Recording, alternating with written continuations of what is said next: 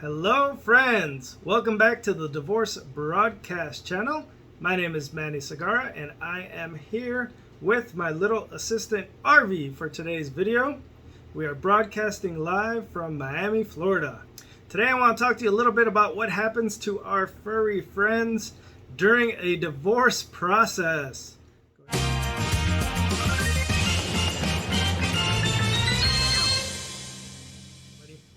First, let me tell you about RV. RV is a Bichon mix.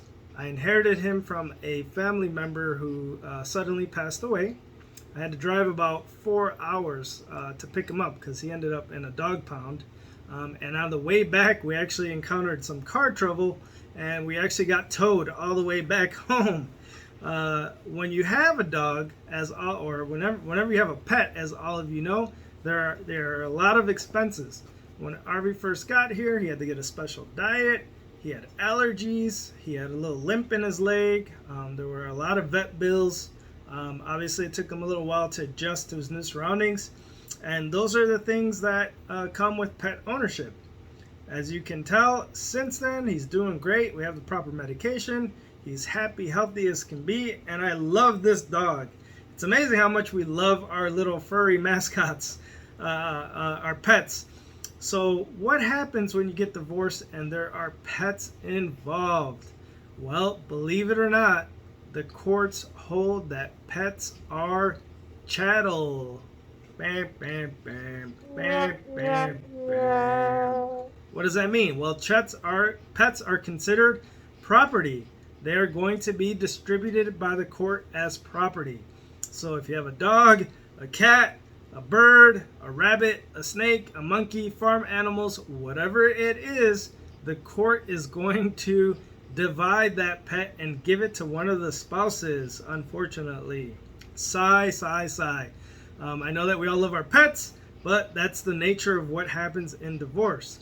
So what does it mean if a pet is considered chattel or property? Well, that means that the court is going to decide which one of you, if you can't agree how to split, who should take the pet. The court is going to decide which one of you should have the pet. This is tough. Some of the factors that the court will consider is, for instance, is the pet a service animal or an emotional support animal? If the pet is an emotional support animal that helps one of the parties, throughout life, then the court is more inclined to give that pet to that particular party. Is there a special attachment to the pet? Is there children who are specially attached to the pet? The court will consider that when giving one of the parties the pet or the animal. In addition to that, is one party able to better provide financially for the pet? As I mentioned in my intro, pets are expensive. There's vet bills. There's things of that nature. These are things that need to be considered whenever a court determines equitable distribution regarding a pet. In addition to that, how much will the court put in terms of a value on the pet?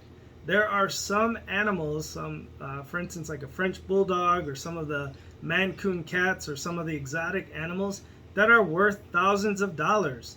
If you are given that pet through a divorce proceeding, you will have that asset on your side of the ledger, and it will be contemplated in the final agreement, the final court order regarding divorce.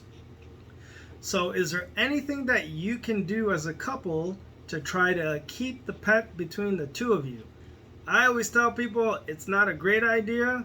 It's always better to try to cut ties with your spouse if at all possible. If there's no kids, if there's no pets, we always cut ties. But if there's children, you're stuck with them for a lifetime.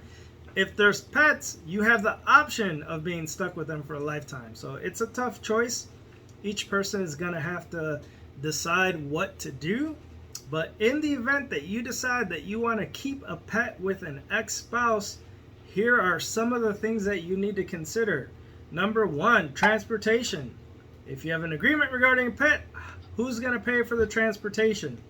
Usually, it's the person who is transporting that pays. Exchanges. Where are they going to occur? When are they going to occur? I suggest that you pick a particular date of the year. Instead of saying every 3 months or every 6 months, why don't you pick January 1st and June 1st? Pick an exact date. It's so much better and it's so much more clear. In addition to that, medical decisions.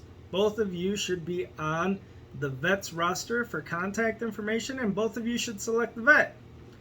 Both of you should be in agreement regarding what medications should be prescribed to the dog, and both of you need to be on the same page for any type of medical care, whether it be an MRI, which are extremely expensive for animals, or whether it be special food. I pay Arvy's food. His food is really expensive because he has skin allergies. So dogs like that have more expenses.